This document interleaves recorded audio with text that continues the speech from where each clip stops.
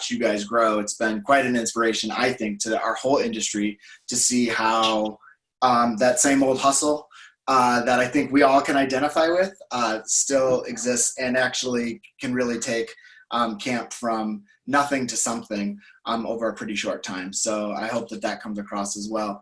I'd like to toss it over. We'll have Sylvia go first, and she's brand new to the call right now. Sylvia, will you introduce yourself? Tell us a little bit about who you are, and then where we can find more info about you. Oh, sure. Thanks, Scott. Well, my name's Sylvia van Meerten. I've been working with Scott since I was a teenager, and now we run Camp Tall Tree together in Michigan, and I do camp consulting, sort of dabbling in camp consulting, I guess. I really love to help camps with hidden curriculum, all of the unspoken, informal, semi-culty rules that happen at camp. And I love when camps can accept campers that are a little bit on the edge, which is not our topic today, but some of the things I've learned from connecting with kids who are hard to read or hard to reach also applies to kids more in the middle. And that's why I was excited to come and talk to you guys today. Plus, I just think that Stomping Ground should have a forever home. That's true. Thank you, Sylvia. Bob, will you tell us a little bit about you? Sure. Yeah. So one of the things I always say to camp people is I never went to camp when I was a kid, which is true. I actually had no idea. And somehow in my late teens, early 20s, got to a camp for children with physical handicaps. And it was terrific. And it was like, oh my gosh, there's this whole world. So that was my introduction to that. And I ended up at a boys sailing camp on Cape Cod for a little while and became the assistant director, which was probably the greatest snow job I've ever done in my life. I had no idea what I was doing. And then after several years, I went up to the quote unquote real world and got my counseling degree. And so I've been seeing kids and teenagers and parents in pretty intensive long-term psychotherapy. But have been also trying to bring the world of mental health and coaching and brain science to camp for years. So I think camp is so wonderful. I still find it amazing that somebody and we start talking and they say, what do you do? And I mention camp and they turn into a 10-year-old. In front of my eyes because they're remembering their camp time. It's just fun. So, so anyway, and I'm actually on the end of my career. I've been doing this since, let's see. I have to sort of think. It's almost 40 years actually that I've been working in the camp world as a quote unquote professional. So I'm beginning to kind of like make room for other younger folks. So. Well, thank you for being one of the giants that I feel like we're all standing on your shoulders. We all really thank you. I'm not sure that's really true, but I appreciate it. Well, we all feel that way. It's interesting, you two, because Sylvia and Bob, you guys both come at this from not necessarily looking at kids in the middle, right? Really thinking about a lot of times kids on the fringe, on the edges of what is, okay, whether we're talking about, all the time or at summer camp. So how do you two, Sylvia, let's start with you. How do you look and define sort of this subset of kids, and what would be some of the things that you would want staff to notice or know about right away when we're thinking about kids that aren't necessarily floating to the top, so to speak? Well, I guess I would say that in every cabin that I was a counselor for, there were always a couple of kids who were pretty helpful and mostly nice to other kids and didn't complain about anything, were sort of not a problem, but also not the very clear extrovert leader kind of kid. And I know that's a vague definition, but I think that those are kids who are really hoping that someone will connect with them when all the problems are taken care of. Yeah. or someone who's spent a lot of their school career or sports career kind of waiting for the issues to get resolved so that someone will give them some attention. Mm-hmm. And those are kids that are often smart enough to know and empathetic enough to know that they can't have all the attention. They can't necessarily have it first, but those are the kids that are waiting to have a moving experience and who are noticing some of the work that counselors are doing. Mm-hmm. And sometimes those kids are extremely empathetic enough to try on purpose to not be a problem so as not to stress out their counselor. And I always think it's such a shame when I hear from other parents, you know, my kid went to camp, but she didn't really connect with her counselor. A friend of ours actually just told a story like this recently. She said she sent her daughters to camp, and one is an extrovert and had a great time. And the other one is more of an introvert, but not a total introvert. But she just didn't connect with her counselor. She didn't feel like her counselor reached out to her, and she doesn't necessarily feel like the kind of person who would raise her hand to get more attention. She's just going with the flow. So, I mean, Sylvia knows my daughter, but you're like describing Linnea to a T right now. Yeah. I mean, she isn't who I was telling the story about, though. Fair enough. But yeah, a kid in that same vein who knows how to, you know, wait a little bit, who knows how to get with the program, still wants that meaningful connection and still wants to idolize their counselor, but they don't feel safe to do it if they don't get that some personal time, some personal attention. And if that isn't happening at camp, then sometimes they don't come back because it wasn't epic, it wasn't moving, and there's a lot of places they could go to try that. So if nobody connects with them at your camp, chances are they're going to try somewhere else. Sure. Bob, what do you think about the same question? How do you even see that group, and what would be some of the first things? Just like Sylvia said, I mean, looking to connect, looking to try and plug everybody in, but what would be some of those first things that you would tell staff? Well, first of all, I like the way Sylvia described those kids, because I think that's true. I think in every cabin there are kids who are empathic and they kind of understand the other kids, or they're and frankly, I think they're pretty healthy kids mostly, meaning their needs are pretty much met. They're not the needy kids who, you know, demand attention through their behavior. Yeah.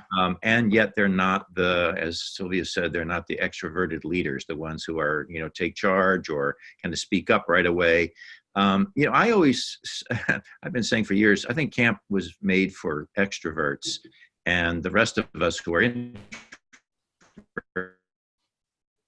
into that. And it's interesting how many camp directors I run into who describe themselves as introverts, and yet they've had to figure out how to survive in an extroverted world. And I think there are a lot of kids like that who are in that middle. And of course, counselors are either drawn to the charismatic, you know, athletic or smart or witty or outspoken kids, or have to deal with the kids who are struggling to connect, or, you know, who have either attention deficit problems or some kind of autistic features. We don't call it Asperger's anymore, or other, you know, kind of needs. And so the kids in the middle, and Sylvia, I like the way you said it, they're kind of patient, and I'm not even sure it's about feeling safe enough. I think they always feel like everybody else should come first. They're very they're almost like caretakers themselves. Yeah. And I think part of the problem is, and I'd like to do a shout out, if I could, to Camp Tawanda, which is in Honesdale. Actually created a way to track all of their kids, and they have kind of like an every week sit down with counselors to go through all the kids, who's connecting with who, and who are the ones that we've forgotten or who are quiet and got left out. So it's kind of a tracking problem, because counselors, God bless them, are trying to do the best they can. And then you say, oh, and by the way, now that you've, you know, led the campfire and did the sing along and had to deal with the kid who was hitting the other kid, what about all the kids in the middle? And yeah, so I think some of this is a tracking issue, meaning how does middle management or leadership help redirect the staff, or, you know, kind of point out, hey, has Tommy gotten some attention from you? Because I agree, Sylvia, these are kids who are just waiting to be discovered, right? And would love to have some special time with their counselor. Yeah, one of the things that, sort of strikes me is that I think Kind also of that, grabbing the attention. And anyway, I might have just, my yeah, connection might have just you gotten might bad. kind of, I mean, I take your point in that one of the things that I think is really interesting is that they're not floating to the top. They're not sort of these obvious, we're not seeing them. They're not really obvious as far as from a staff member's point of view. But I think you speak to a larger issue too, in that there's so much going on for each staff member. Sometimes they can barely get to the campfire, right? Having gotten through the one or two behavior issues, having gotten through the other things. Jack and I actually were talking right before the webinar even started about, we just need more adults, I think. If we had just more adults, I think we could offer some of that attention, and to your point, then track some of these kids a little bit more closely. It's hard to be around, 6, 8, 10 kids and actually do more than policing. Right. Exactly. Yeah. Or, exactly. So, one of the things I think you're saying when you say more adults is I've always said that sort of head counselor, unit director, group leader, that level is so important, because we're hoping those are kids who are young people who are a little bit more experienced, a little bit more mature. They've been in camp for a year or 2 or 3. And I think they're critical. It's like, because to be honest with you, kids will connect with any adult who is interested in connecting with them, right? And I think most behavior of kids is actually kind of like an invitation, like, please come pay some attention to me. Yeah. Please connect with me. That's kind of how I see. Well, I think that this is right in line with my usual plug for better staffing ratios. That I don't think it's possible for one 19-year-old and one potentially 16-year-old to meet the emotional needs of 10 people. I mean, especially, Sylvia, if we're not training them with the same sort of skills that kids are going to identify with. So, for example, our friend's kid, right, needs a quieter staff member, and we don't train on those kind of skills. Yeah, but even with good training, I mean, it takes practice. So maybe not their first summer, even with good training. But even so, I think with one, or 2, or sometimes 2.5 counselors in a cabin, that's still about enough people to talk to the kid who's always talking and manage the behavior of one person who's having a hard time at any given moment, and one person to be like, we have 5 more minutes before we leave. Mm-hmm. And that's not enough people to also connect with the kids who aren't actively begging for attention. Mm-hmm. And even with a tracking system, et cetera, those kids in the middle will get a little more attention. But I think a lot of times we frame this conversation about staffing to be about including kids on the fringe. But I actually think that maybe we could think about it differently, that it's for your returning customers in the middle.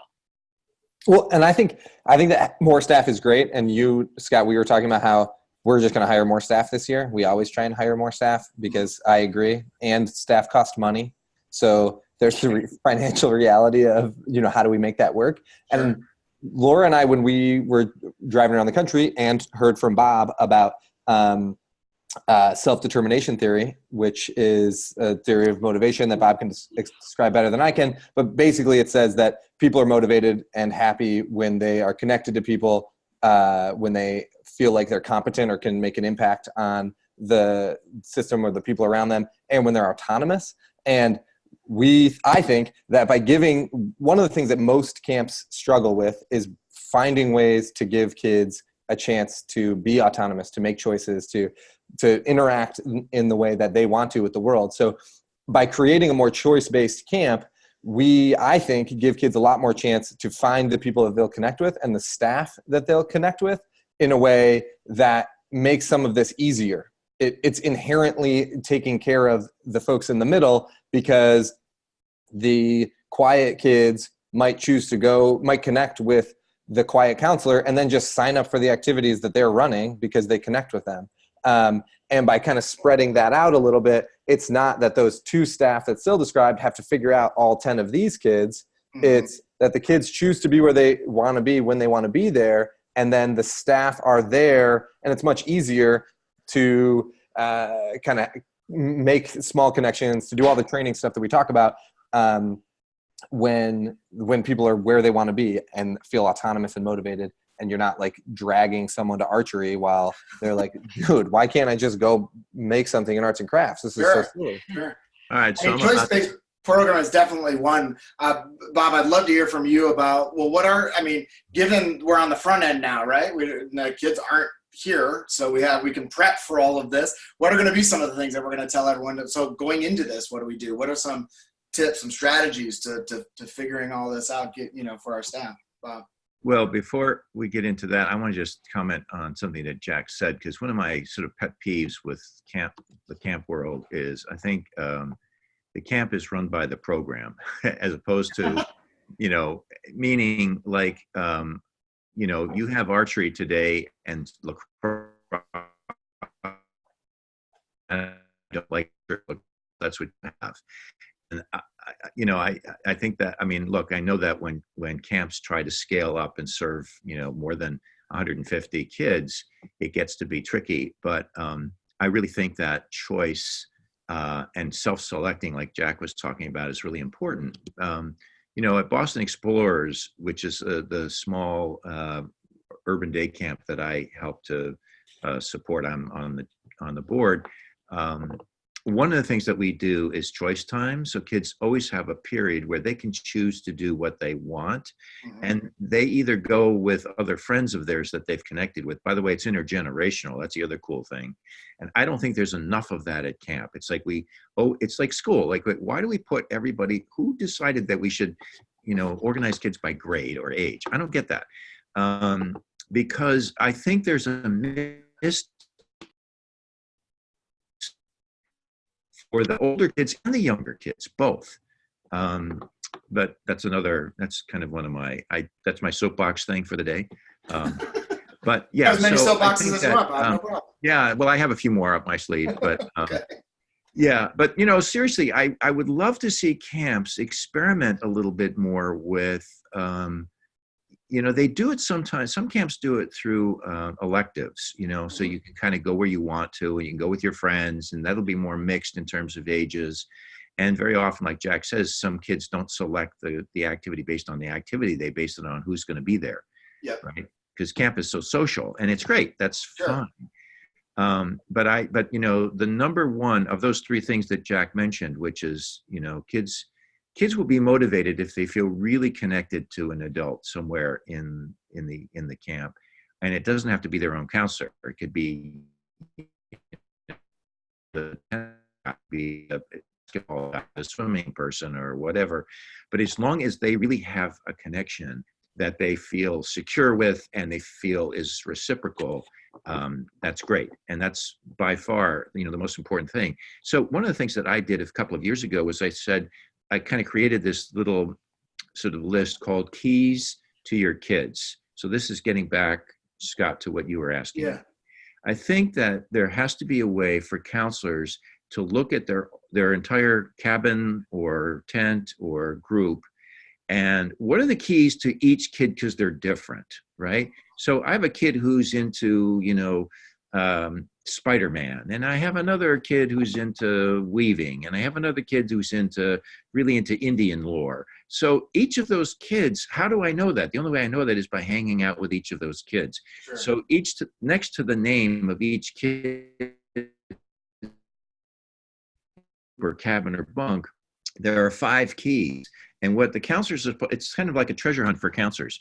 Go find out what the keys are to your kids. And they're going to be different. Like, so this kid is interested in this, or their favorite movie is this, or they like this kind of music, or whatever it is.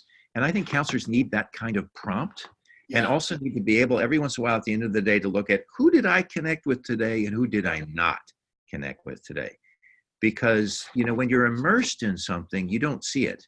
Yeah. So if I'm immersed with my group and I've been spending all my time with, trying to keep the kids who are the leaders from going too far, and I'm trying to keep the kids who are wandering away to keep up with the group, I never realized at the end of the day that I forgot to even connect with 3 or 4 of my kids. Yeah. So having a way to look at that and reflect on it and then make a plan for the next day, I think is really key. So that handout, the keys to your kids, I think staff do that. If people want a copy of that, it's really simple. I just give it away. It's my email address is bobditter@gmail.com, and I'll send you a copy. Sweet. But it's a great way of tracking your kids. Yeah. Yeah. You know what, I'd love to be a part of a conversation with a group of counselors about how our keys might be different as well. Like how you connect with a kid and how I connect with a kid might be really Totally different. And so to like search for my way to connect with each one of my kids is really important. Yeah. That's a great strategy. And again, it's great to front load that, right? To give them feeling, moving into the group experience, something that they can do. Sylvia, you look like you have something you want to say. Always, guys. Always. I was going to say, I think having some transparency on stuff like the keys or any other method for trying to figure out how to connect can be kind of cool. Although it's a little bit tricky to do it well. But I think that when kids know that you want to connect with them, then it's nice. And also that they might need ways to connect with each other in that they aren't familiar with. That's one of the big learning curves of going anywhere where you might be outside your comfort zone with other kids or other humans, is they connect differently. Mm-hmm. And if you just can clear some of that up hidden curriculum wise, then they know how to connect with each other in a different way too. Can you give us an example of what you would do during training to help us with that?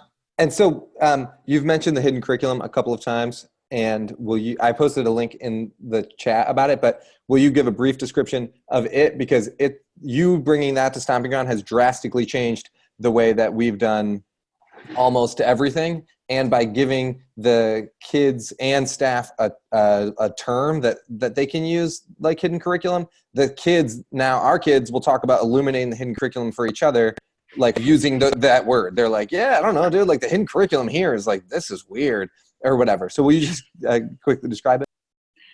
I have so far never been able to describe it quickly, so you might just have to cut me off.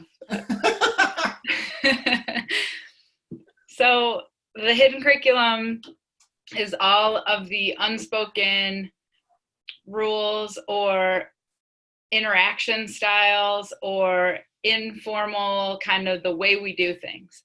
So it's easiest to think about it in an example, like the dining hall. The way that we eat food at camp is really remarkably different from the way kids eat food at home. The way we meet all of the basic needs of campers at camp is really different from how they do it at home, including connecting with others. But we don't do a whole lot to prep them for it. We just jump right in with all the crazy singing and all the costumes. And for people who aren't used to that, and certainly aren't used to adults acting like that, it doesn't necessarily make them feel safe or connected. But with a little bit of information beforehand or a little bit of ongoing narration about what's happening, kids who don't necessarily trust the dude in the costume named Squid with their problems getting all crazy. So if somebody stands next to that kid and says, yeah, this part of camp's kind of nuts, like he dresses up like this, yada, yada, but he's also chill. And he's, his job is to help take care of you, even for little things like if you forgot soap or something. Like for kids to know who their counselor is and what the job is part of the hidden curriculum. And I could go on and on about it, but my basic thing about the hidden curriculum is that camp is such a cool cult. And just like any cult, there's a way to fit in to camp as a staff person and as a camper. And the more that we can be honest about what the cult is at our camp, and the more welcoming we can be, even when people don't just pick it up right away, the more kids feel like they belong, and the more staff feel like they belong. And knowing that insider info about your camp is what makes that second year counselor immensely stronger than their last day of the first summer, is because they're an insider now. And that's powerful. And we could be doing a better job at all of our camps. So anyway, I'll shut up now. I have to say, I love that. I love that phrase, the hidden curriculum, because for two reasons. One, because I think that a lot of camps get stuck on like, oh, we're teaching swimming, or we're, trying to get one place to the other, and they miss all of the emotional intelligence learning that's going on, which is part, I think, of the hidden curriculum. But the other thing is, I have this thing that I always say, fish are the last animals on earth to discover water, because when you're immersed in your own curriculum, you don't always know what it is that's operating. So Sylvia, even introducing the term really invites people to stop and sort of reflect, well, yeah, what is it? How is it that people fit in around here? What's cool and not cool? I don't think people actually stop and think about it. I'll tell you when they stop and think about it. When someone arrives at camp who clearly doesn't fit in to the kind of the way that camp operates, and stands out like a sore thumb, and everybody's like, uncomfortable, or, who's going to tell him or her. Right. And so it's always by default. And I love your thinking about how do we help the kids understand what's really going on around here? I think that's really, really cool. Well, I think the hidden curriculum, often we talk about it when Jack and I do these workshops, we talk about the hidden curriculum for kids sort of on the outskirts. But I think it also is really wonderful for kids in the middle, because sometimes they're worried but hiding it. Like they don't know how to act at camp. They're worried about some aspect of it. Where will I change? Or, well, what if I fail the swim test? Or, what if I forgot something? Or what if I feel homesick? Or what if I can't fall asleep? They're worried about those things, but hiding it. And we could alleviate so much of that worry if we just explained it more. And then those kids would feel like an insider sooner too. And one of the ways, Drew, your question about the ratio and like connecting kids with kids, is I think the hidden curriculum vector could be pretty good for it, because kids who are returning could help narrate that for kids who are new, even though a lot of times kids are embarrassed to say what they're worried about, etc. But anyway, I think having campers understand that hidden curriculum is insider info about camp, and that they're also really good at it, sometimes better than staff at explaining it. And, we were talking about how the people who have been at camp for a couple years are so important at camp, including the director, however long they've been there. Let's not talk about how long me and Scott have been there. But anyway, it's hard to remember what it was like your first year anywhere. And we started our camp. So it is like the water for us. We're fish in our own water.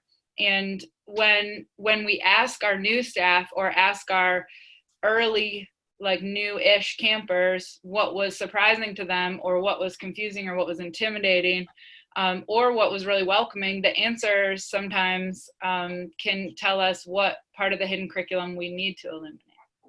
Can I tell a story about that? Years ago, when Bug Juice, I don't know if people remember the Disney show Bug Juice. It was kind of a reality TV show about camp. And one year they were at Brush Ranch Camp down in New Mexico, and they were kind of following these 14-year-old boys and girls. And there was this one young man, I'm going to call him, I forget what his name was, but I'll call him Jason, not his real name. But it was on national television, so it's not like this is some private story. Anyway, he was kind of the bad boy of the whole group, kind of showing up late and doing his own thing, and kind of, sort of not really going to activities on time, all of that sort of thing. Anyway, they had this, they put the older boys, the 14-year-olds, together with younger boys. You had to volunteer. Jack, this young man, Jason, was the first one to volunteer. And they have this scene where there's an 8-year-old hopelessly homesick kid who nobody can help. And this Jason, who's 14, sits down with him and says, "Oh, you're homesick." "Oh, yeah, I was homesick too." "Yeah, everybody's homesick when they first come to camp." And it's kind of what you're talking about, Sylvia, which is like sharing that, what's the way of this camp. And he connected with that young fellow better than any counselor did, partly because I think he just normalized it and said, "Oh, yeah, I was really homesick. I was homesick myself. By the way, what do you like? Oh, let's go fishing," And it was kind of cool because what he did was he normalized it. But then the story goes further, because then the 8-year-old boy began to put the 14-year-old in his, was acting up at an activity. So, for example, there's a scene where he's at riflery and he's fooling around, and the counselor yells at him, and the 8-year-old yells at Jason and says, "Jason, stop it." And Jason looks at him and goes, "What's your problem?" And the 8-year-old goes, "If you get kicked out of here, where's that going to leave me?" I thought it was really cool. It was kind of like this, which is partly my plug, by the way, for more intergenerational kind of contact, because Sylvia, it plays right into what you're saying. It's always the older kids who are willing to show the younger kids, here's the way, this is how this place works. Oh, I was worried about that too, kind of normalizing some of those things. So I think that's great. And camp is really weird. I mean, not to insult all of our careers or anything, but it's not like the norm. And even if you're hiring staff who come from diverse backgrounds, then people who come from an everyday daily life that's more reserved or like more defensive, or even just like more low key, it takes them a couple days to get into camp mode, even if they've been coming for a long time. Yes, true. And there's some people who are just wired where those transitions are harder for them. And I'm one of them. On that first day when everyone's getting there, and some people can just be like, I haven't seen you, welcome back, big hugs. No, I am hiding in the back. I can't do that. I can say hi to people and feel welcoming, but I don't feel that kind of overwhelming joy like I'm pretending to feel. And I can only do it for a short time before I'm too tired to fake it very well. And then I have to go hide. But we hire a lot of staff so they can help do that for each other, because I don't think it's welcoming for me to be super fake either. And sure. Also, I know that's like part of the culture of camp is we all pretend to be 10 times I love that. I think part of what you're... But I don't think that that's easy for everyone. I think it's one of the ways we exclude staff. Yeah. Because we end up, for the person that's like more low key or has a headphone in or is just naturally quieter or doesn't like leap out of their seat to sing the first song, those are the people we end up saying like, oh, it seems like they just don't want to be here. And that may or may not be true. It might just be that the hidden curriculum is harder to access. But for the kids in the middle, I think a lot of them pick it up pretty quick. That's why they're in the middle, because they have the skills to pick up the hidden curriculum, and they have the bandwidth to pretend that they like it, even if they don't. And where I think all that connecting comes in is that we could alleviate some of that by connecting with them so they didn't feel like they had to pretend anything, or they just had more counselor time anyway. Or we could connect with them by letting them explain the hidden curriculum to other kids, since they're the ones that pick it up the fastest. One of the, I want to just piggyback on that if I might. One of the exercises that I've developed over the years is this introvert-extrovert kind of scale. There are 10 questions, and I line up the entire staff. It could be 400 staff members. They all start out on the same line. And I asked, there's 10 different questions, and depending on whether you are more extroverted in your answer or introverted, you either take 2 steps forward or 1 step forward or stand still. And at the end of 10 questions, you see the range in the staff of who's that out there jumping in, high energy, right? And who's the kind of quieter person, but who's still engaged in camp. And then it's a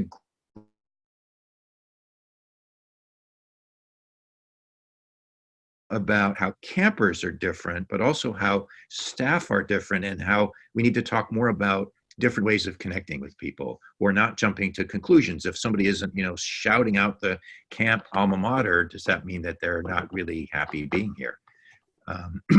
So it's really great. There's a whole bunch of things, by the way, that I also think co-counselors need to do, because if you have a co-counselor who's that out there, high energy extrovert, and you've got a counselor who's that quieter introvert, they're going to need to talk to each other about how they're going to manage each other's personalities. Yeah. And the kids. Yeah. I know that there's lots of those personality tests, the colors test, the Myers-Briggs, all those kinds of things, right?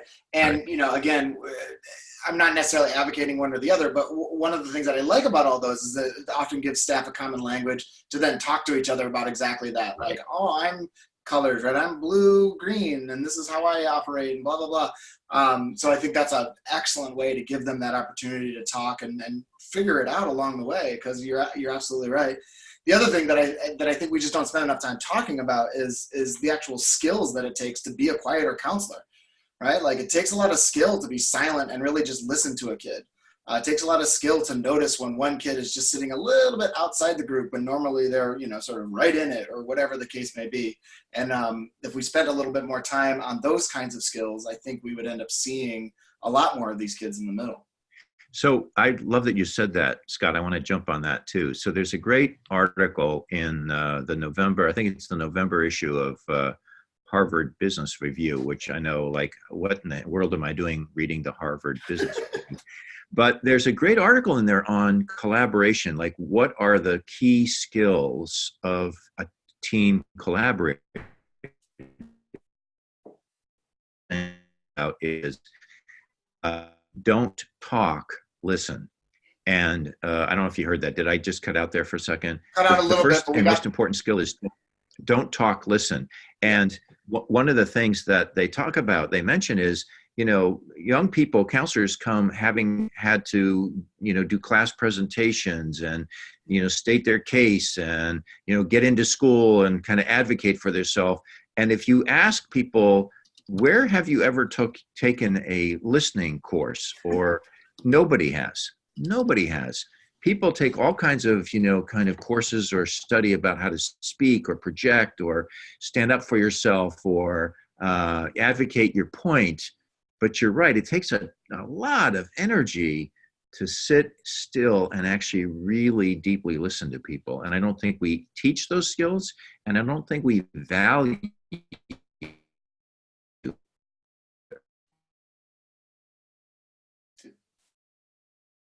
Might have lost him, huh? Young fellow waiting for me at 3:00 Eastern time. So. Okay, we all we heard there at the end was somebody's waiting for you at 3, but we'll take it. We'll keep moving. But yeah, I've got to jump out in about 8 minutes. Okay, perfect. But no, to your point, I think that not only you know, we need to teach those skills, but I love the point you made at the end about valuing the skills, right? Like, really, you know, what do we celebrate as far as ideal camp counselor, and what does that look like, and how are they connecting? Bob, something that you probably taught everybody on this webinar, as far as a front-loading skill, is that idea of a triple play, where you try and take kids and sort of connect them within that smaller group. Right. And it's just something that I'd love to hear you tell us a little bit more about, as far as how to use it, as far as ideas like this, you know, getting sort of all those kids in the middle and really showing them the attention that they deserve. So where the triple play came from was originally a kid who was having a hard time fitting into the group. So a kid who was having trouble making friends, or was a little provocative, or, you know, whatever. And so originally the idea was to take that kid, boy or girl, and connect them with, you know, 2 other kids and do a sort of a play date, if you will, that one counselor with 2 or 3 kids. And what we found was that some kids connect better with 1 or 2 kids at a time rather than 8 or 10 kids. And so it gave them a foothold in the group. And then one of the things that I realized is that it was so valuable that what I talked to camps about is, can staff somehow figure out how to do play dates with all of their kids? So there's benefit to me, for example, taking some of those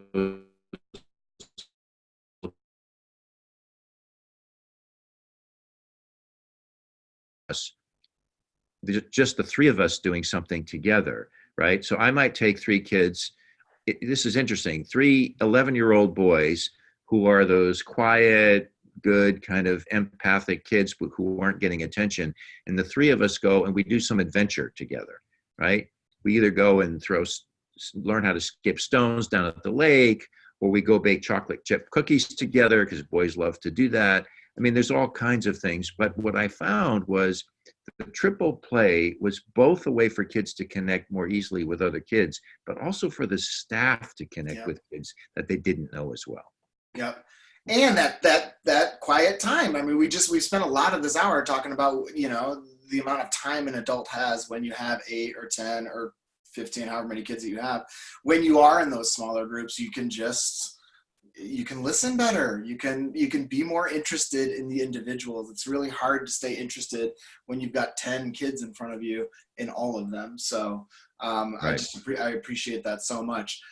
Sil, did you want to jump in? I saw at one point you looked like you might want to jump in and say something about that. I just really appreciate the community of camp people that want to get real excited about a conversation about how to do a better job connecting and listening and helping kids. I do some work in the corporate world, and there's a few conversations like that, but it doesn't have the same passion. And right. I just really like that. I think it's, I appreciate the art of connecting. And I think camp does it better than any industry I've seen. Minus maybe advertising, but they get paid a lot more than we do. Right. Hey, Bob, we know you got to jump off. Can you let us all know where we can find you? Do you have a website? Do you want us to go to Facebook? Where can we find you if we're interested in what you are doing? You know what? I just lost you for a second. Say that again. I was just asking if you can let us know where we can find you. If we have, you want to find out more about what you're doing or whatnot. So I just discovered that my website, bobditter.com, has been hacked by the Chinese. So there's some pornographic thing on there. Okay. So don't go to bobditter.com right now. Don't go there because I can't even go there. And it makes my mother blush. So what can I tell you? But we're working on that. In the meantime, you can either get me through LinkedIn or you can just email me directly at bobditter. Email is bobditter@gmail.com. And that's probably the best way to get in touch with me right now. Awesome. Yeah. Well, we know you have to jump off. Thank you so much. We can't tell you how much we appreciate your time on this, man. Well, listen, Scott, thanks for putting it together. I think it's terrific. Yeah, I wish we did more of this stuff. It's really great. Let's do it. I'll send you another invite soon. Maybe it'll just be the two of us. Okay. We'll talk. Thanks, Bob. Sil, do you have anything that you want to say as we wrap up here and get ready for the next hour? I guess I want to say that I think that doing the camps helping camps thing is such a cool idea, because I think the camp community has a lot of energy, and usually we're spending it each on our own camps. But I think there's a lot to be said for putting the whole power of the community on one camp at a time and taking turns. And I just think that's such a cool idea, and I'm excited to see what comes out of it.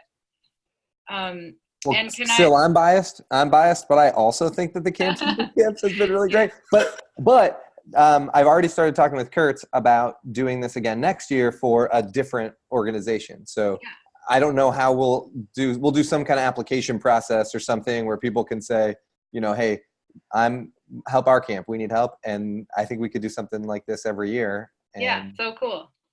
Love to. Would love to. Can I do a shameless plug for our hidden curriculum? I was just about to sort of set you up for the shameless plug, but go for it. So Jack and I love to go visit camps and talk about hidden curriculum and do workshops with camp staff about it. And you can send me an email if you think you might want us to come. Great. Jack, were there any chat questions that we didn't get to? We have about 10 more minutes, and then folks, the next panelists are going to start jumping on.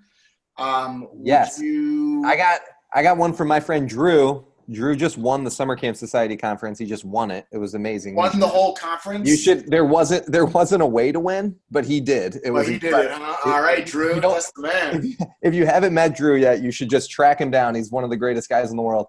But his question is, any tips for staff to try and avoid forcing the connection and over pursuing one that might not be there, and maybe facilitating that connection with possibly another staff member.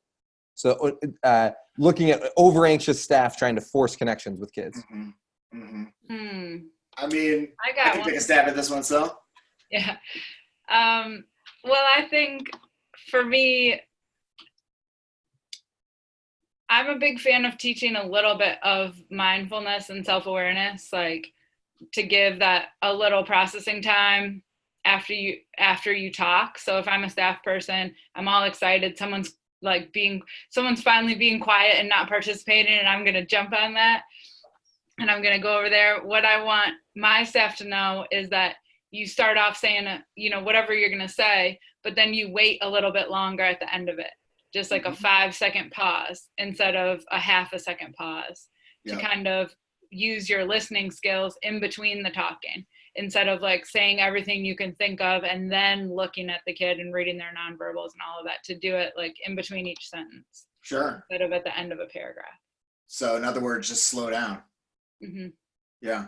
I mean, I think it's hard to do. It takes, and I think it's okay to mess it up too. Sure. I don't think it's not the end of the world.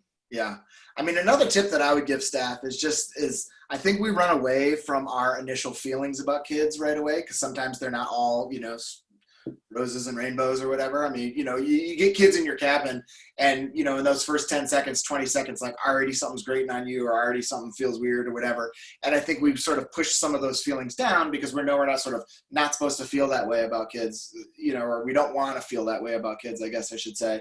And I would say to staff, kind of lean into it a little bit more and recognize it. Not because I want you to feel, some kind of ill way about kids, but because I think if you are self-aware of that, about that feeling, then you can do something differently. You can try and connect with that kid in a different way. You can ask them a different question. You can go, maybe it's like just awkward in the beginning in the cabin. Maybe you can go out and throw a Frisbee, whatever the case may be. But it's when you notice those things, I think that's when you can be way more aware and you can then do something differently because of that. I agree. Any other questions, Jack, that we didn't hit? As he is Sorry, trying to keep up with the chats. I think that was I don't think we've missed any questions, but we have some comments on people's favorite things. Jed, who's going to be talking soon, Jed Buck. Says, right? In terms of active listening, emphasis on the active part. I like to remind everyone that we have 2 ears and 1 mouth and that we should use them in that proportion, which, in that order. which I love. Richard Bomback, my other friend, who didn't quite win the Summer Camp Society Conference, but he was pretty awesome at it. Close runner-up, right? Says Drew is an actual legend, which I appreciate. Very good. But a lot of emphasis on connection. People love the hidden curriculum. Love Bob's analogies. So yeah, no, the chat is bumping. Do we have any questions though? Come on, let's get it. We can get a couple more in if people. Yeah, we got time for 1 or 2 more. One of the things that I was going to react to though is the idea that wait, what was the first one you just said? I just got lost in the second comment. What was the first comment that you said about was before Drew's a legend? Lost it. Active. Jed said 2 ears, 1 mouth. 2 ears, 1 mouth. Yeah, you know what? I don't think we spend enough time on the actual strategy of silence, not just listening. Obviously, when you were listening, to Jed's point, use your ears, right? Use your eyes, like watch what's going on. Don't open your mouth. But using the actual strategy of silence, I think, is something that we can talk to camp staff about. And I'm not talking about silence like I'm the stupid adult that's like, I'm mad at you guys, like you're not paying attention to me, so I'm gonna, if you waste my time, I'm gonna waste your time. That's not what I'm talking about. I'm talking about like moments that we're purposely being quiet so that we can elicit more of a response, because all of us know what it's like when we're talking and there's like a little bit of a weird silence in the air, like we sort of search to fill it, especially as the adult around a bunch of kids. Often you're just like filling the space because it feels a little bit more awkward. I would love if we explored a little bit more, how do we use silence as an actual tool as opposed to just always talking about, to Jed's point, the active part of listening. Yeah, I agree with that. And I think it's a little bit hard to do trainings on it because when you're the trainer, you sort of feel like you should present the whole time. And I'm sure, I don't know how much people want to pay us to get up there and be like, Let's practice. That's called silence. Just kidding. I agree. The silence that's like encourages talking. Yeah. Or whispering, right? That's another one. Whispering is such a fun technique to use with kids, right? Whether you're getting their attention or you're trying to get them to lean in so they can hear you a little bit better, or I don't know, you're like, every time somebody whispers, you just kind of think it's cool and it's like a secret or something. And, kids react that way. So just using different ideas that help connect to those quieter kids, I think is going to be key. Yeah. We've got some questions in there. We've got about 4 minutes left of this. Syl, can you talk about where to start with the hidden curriculum? Darby is wondering where can you start and what do you find is the most hidden? The most hidden of the hidden curriculum. No one's ever asked me that before. I love that. I think a place to start is to look at opening day and kind of take it in categories. Like, what is hidden curriculum about the cabin on opening day? What is hidden curriculum about the dining hall on opening day? What is hidden curriculum about the lake? And then kind of break down which things kids have to learn from watching and which things are more explicit. And then pull from there which of those items are kind of the most intimidating. Like, I think most of the hidden curriculum at a typical camp is around being cool. Like, how do you be the cool person at camp? But some of the things that kids worry about that aren't that is kind of stuff that's a little bit embarrassing, like changing and like pooping and things that are sort of anybody would be a little confused and embarrassed about, and they're not in the marketing. It's not like in the marketing material. So I think breaking down opening day by hidden curriculum area, I think is a good place to start. And it also sort of brings us to this idea that opening day is actually really hard. Even though we're acting like it's the funnest thing in the world, it's actually like the scariest day of camp.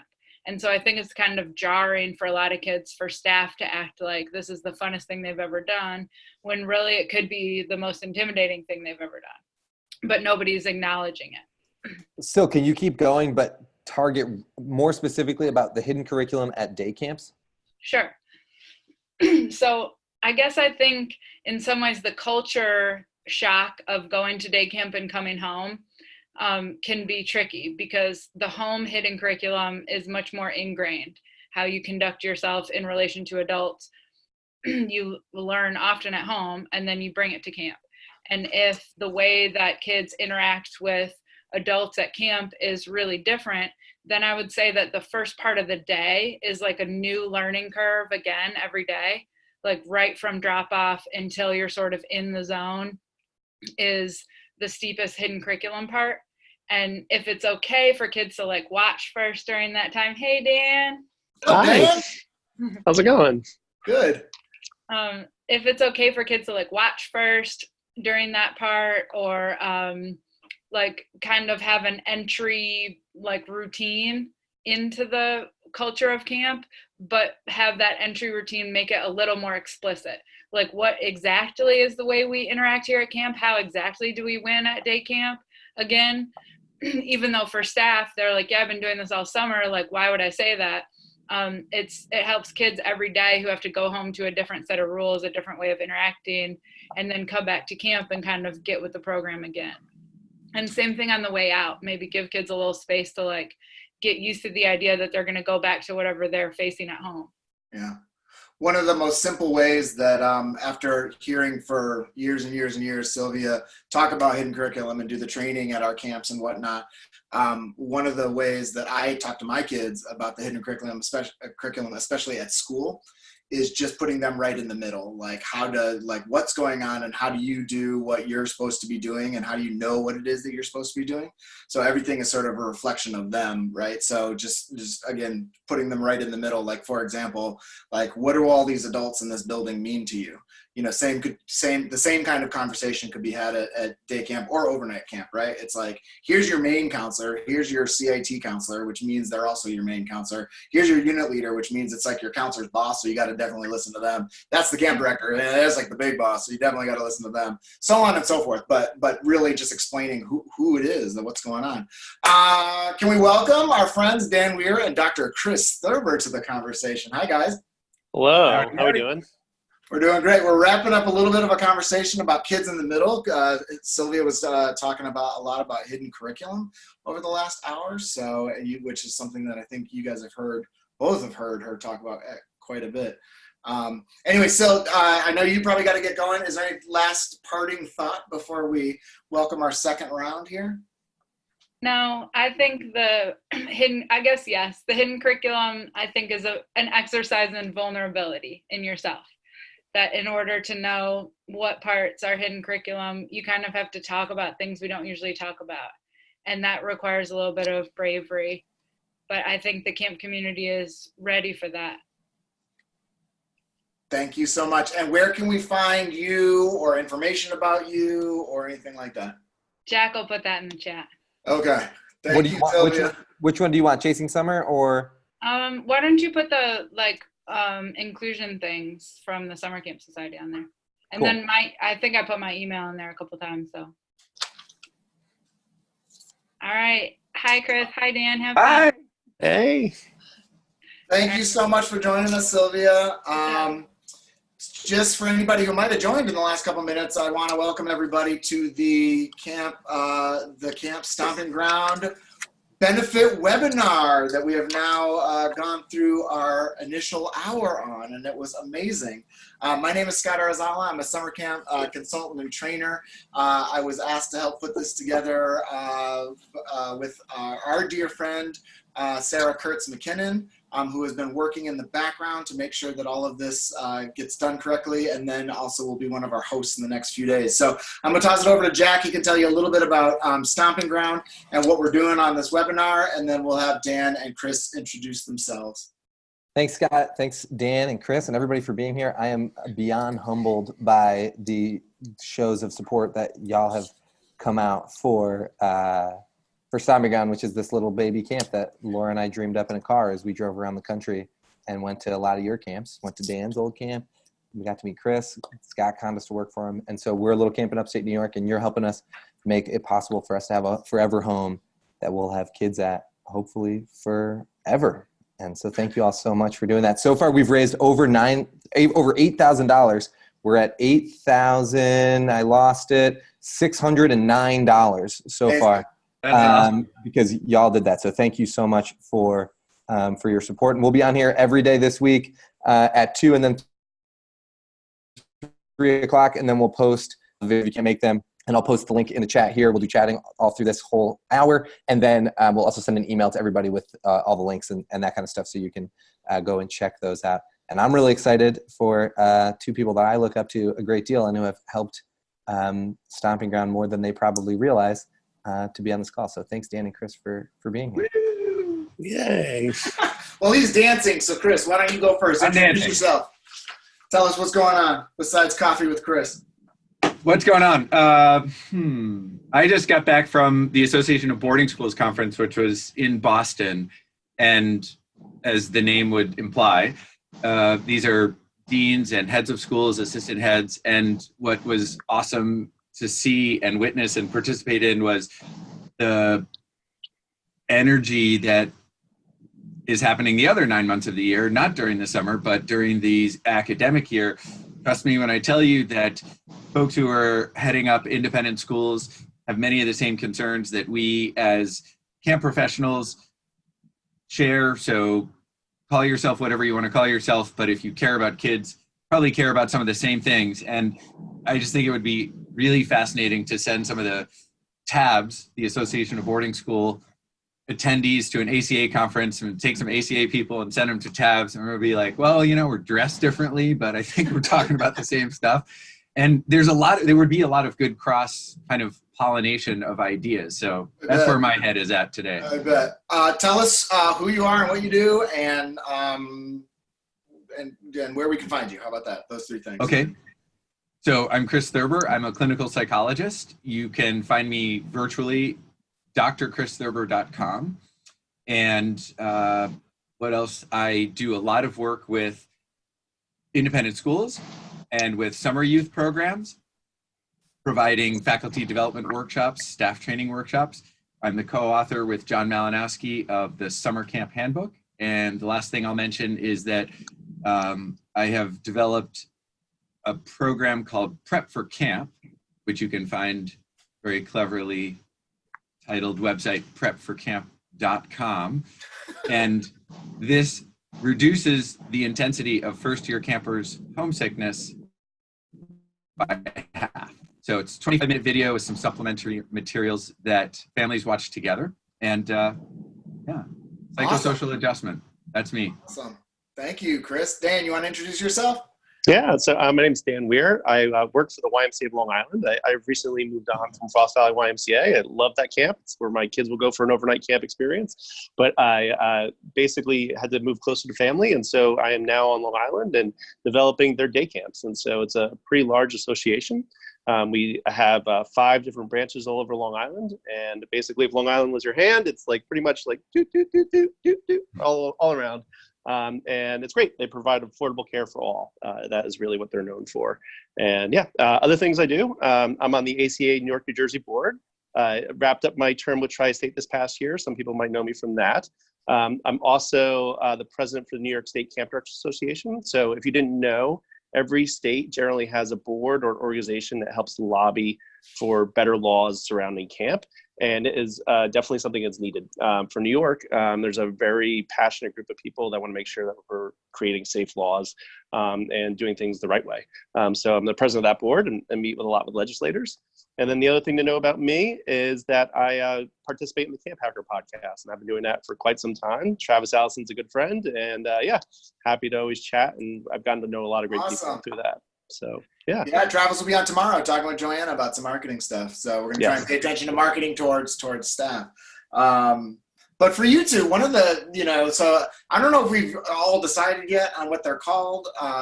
Is it Gen Z? Is it iGen? Somebody just told me Boomlets, but I have no idea where did that come from. Wow, I don't know. Right? But either way, wasn't that a candy back in the 70s, or were those? So much Pop coming rocks out of the summer. There was I would say the 2 things that I probably heard the most from clients, from surveys that we were running anything about. So how was the summer? The 2 things that we heard about were staff mental health, and then, sort of kids these days. And of course, meeting our staff. And we're having a hard time. And so I just kind of wanted to open it up. You guys knew we were talking about this. So I'm not sure if either of you had been thinking about how you wanted to sort of jump into this, but I feel like we always end up having this conversation about the staff, and it's always in this generational kind of way. So I just want to hear you guys kind of lay out what is the issue, if there is at all, and let her rip there. Dan, it's clear that you need to go first. Yeah, although I feel like turtleneck should go first, but obviously I'm a little blinded though by Chris's turtleneck. Is the brightness a little too high? I don't know. What can I do? Hang on. No, it's okay. Oh geez, he's really changed it up. Okay. All right. So for me, there are 2 things you kind of unpack there. One, mental health, which is a totally separate topic, which we should be talking about. I think for the first time in a long time, we're finally having if we're going to label a generation coming forward and saying, I need help, and not being afraid to say when they need help with mental health. So I actually take a lot of pride and very happy for this generation to say it. I think some people don't understand that, and that is something that we should clarify in this. But talking about generations and youth, for me, it's so funny, we always like shaming the generations we're not in. I remember I'm Gen X, generations are often referring to like a 15-year time span that has gone through some events together. So for Gen Z, for instance, the school shooting, technology, the pace of news, climate change, like all these things that you could kind of wrap your head around as significant events. But I still remember being 17 and hearing that how my generation was doomed and how we were going to basically not be able to take care of society. And here I am over 20 years later, still alive, taking care of society. And I think it's and doing a pretty good job, Dan. Yeah, I mean, we appreciate your work. Thank you. Yeah, but I think I think a lot of people, when they don't understand a group of anything, make generalizations, and that's how we get to generations. And there is some particular things about this group coming into the workforce that we need to be conscious of, but the negative branding of it, I just don't buy into, because that's what people do, is they bond over negativity. Sure. Yeah. Sure. I mean, you can take the example of phones and communication, right? You can sit around and just hear people rail on, kids and how they can't communicate and they're only looking at their screens and all this kind of stuff. But yet I was just talking to my nephew, who's 17, a month ago, and he was telling me how he's got 75 streaks on Snapchat. And after he took another 20 minutes to explain exactly what that meant, it sounded to me like, that means clarify that he had his clothes on, because streaking, like when you and I were going to school. See, it's different. See, there's a different generational thing, Chris. That's right? Totally different. I feel like it's an improvement. It's an improvement, because this is what he was talking about, Dr. Thurber. He was talking about maintaining basically casual conversations, small talk with 75 of his friends. And it was one of the very first times that I just saw it very differently and thought to myself, instead of Snapchat's only about scandalous pictures, to, they're connecting in a way that I'm not connecting with 75 of my friends. Now, I'm not saying that connection necessarily goes deeper or is saying something else. I'm saying that I was impressed by that. And the more I think we turn some of those, as Dan was saying, generalizations, and look at them in a different way, I think we'll see some real assets there, not just the liabilities that, of course, we can all be grumpy about, but why carry those around? Right. Chris, it seems like you got something to say. Well, no, I have been delighted to see some of Dan's postings in advance of this webinar, because he and I were having the exact same thought, which is, my goodness, please let us not get onto this webinar and say these crazy kids. This generation, whether we call them Linksters or iGen, have tremendous strengths, and the fact that they are digital natives is both an asset and a liability, just like every other generational characteristic.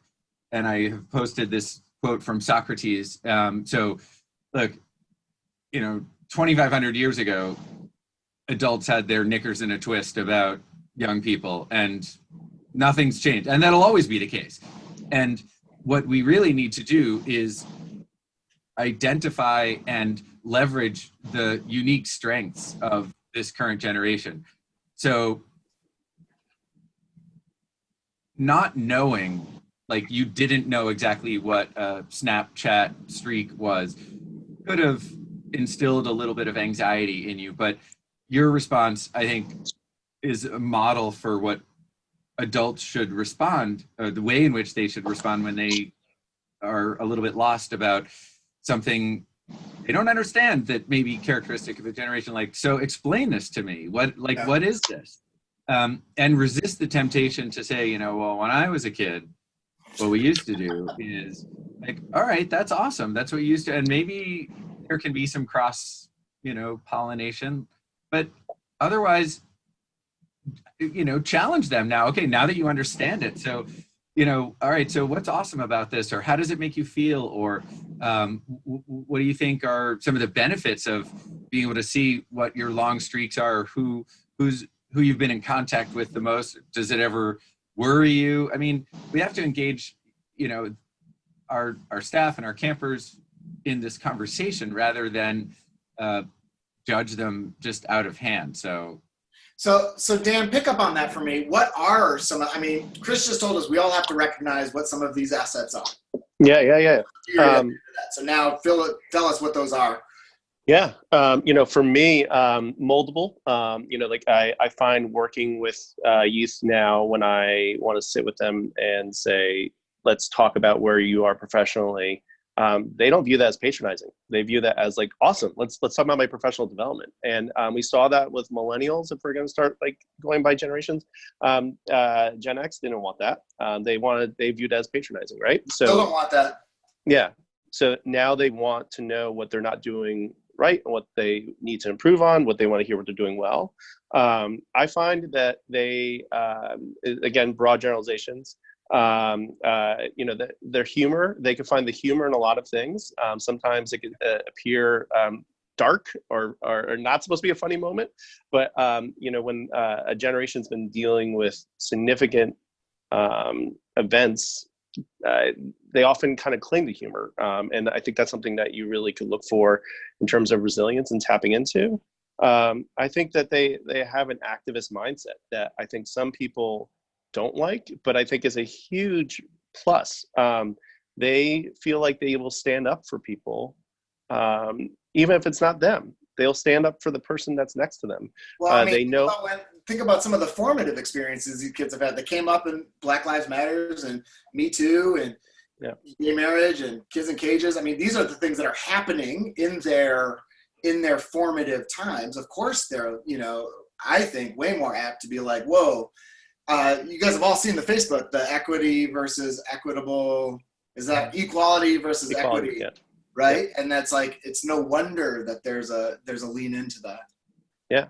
And I think for just to build on what Dan was saying, and you may have other characteristics, Dan, that you want to share as well, but we're thinking about anyone born, say, after 2000 or 2001, they're much more globally connected. So we might deride some of the ways in which they're connected because we don't understand them. But, I was fortunate enough because of some of the faculty development work that I mentioned earlier to travel to Moscow, to travel to Sydney for different conferences and, bring my family with me.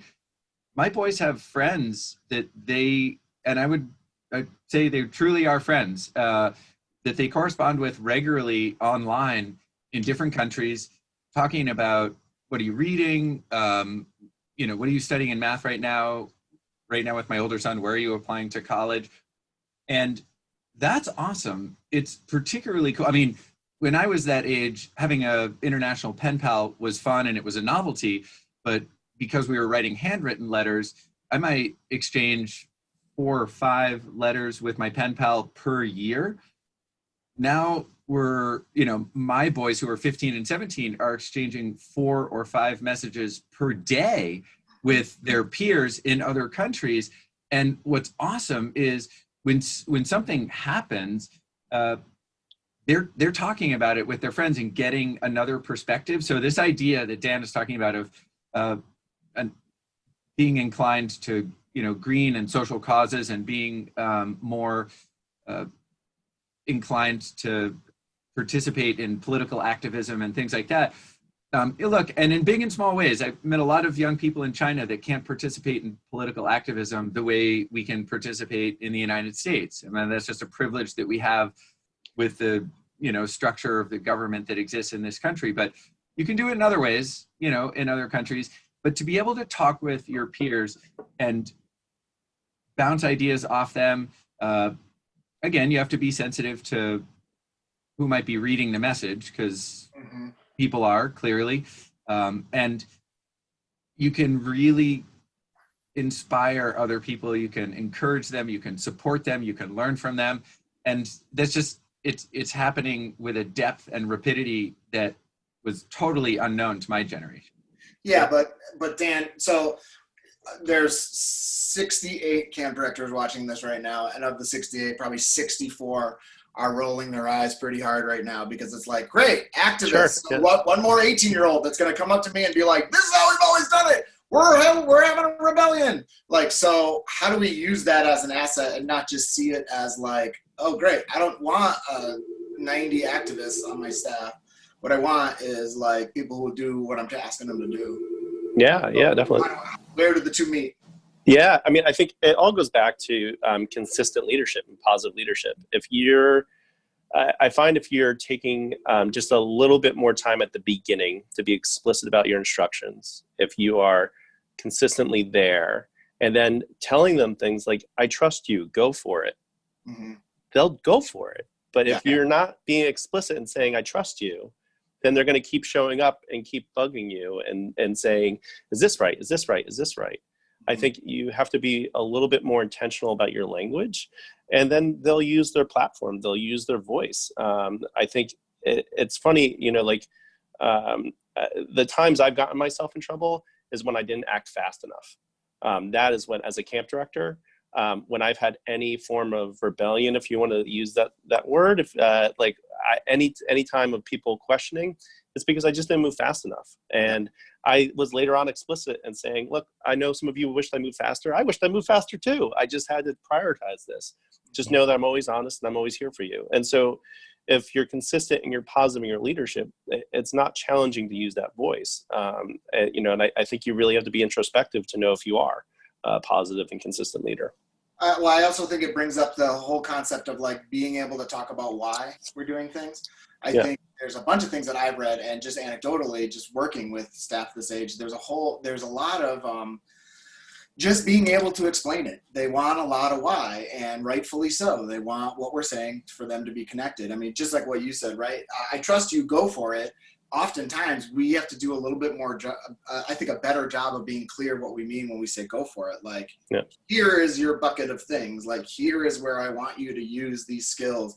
It's on you. Like, you get to do this. And even if we have to start small, like there was a couple of clients I had this summer where we're trying to change culture at their camp. And one of the things that kept coming up was lack of accountability, not taking initiative, not feeling like the staff are really having ownership around the program and what's going on. It's like, well, what have you given them? What have you told them is theirs? And so we had to like define a couple of areas really specifically, like, this is yours.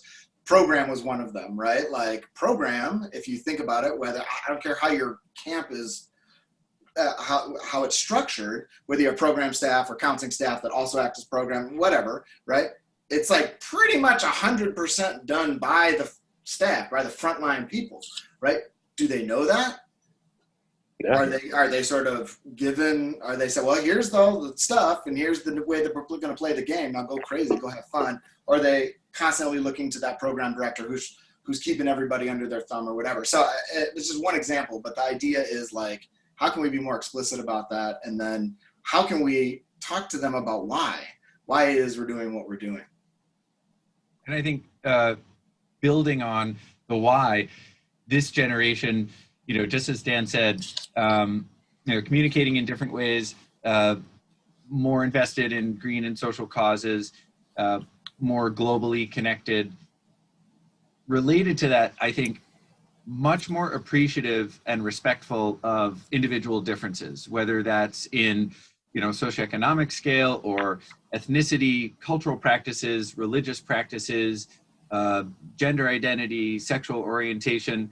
And part of the why, it's awesome to empower staff and say, and I think they've always enjoyed that. I mean, since, the camps that they had back in Socrates days, right? But we all like a sense of agency. We all want a chance to flex our creative muscles, and being, Dan, as you were saying, explicit about like, this is yours and this is what I want you to do. And, here's how I'm imagining the outcomes. And, as Scott said, making sure they understand that. And there's a lot that for an experienced camp director, we assume staff understand, but we actually do need to be explicit about that. Now, if you add this wonderful Linkster iGen characteristic of being a generation that more than previous generations is not just tolerant, but really celebrating the differences that exist among people. And obviously there are exceptions to all of this. We're speaking in generalities, but when you say part of the why is we want, let's say, both the athletic and the non-athletic kids to feel as invested in this field day.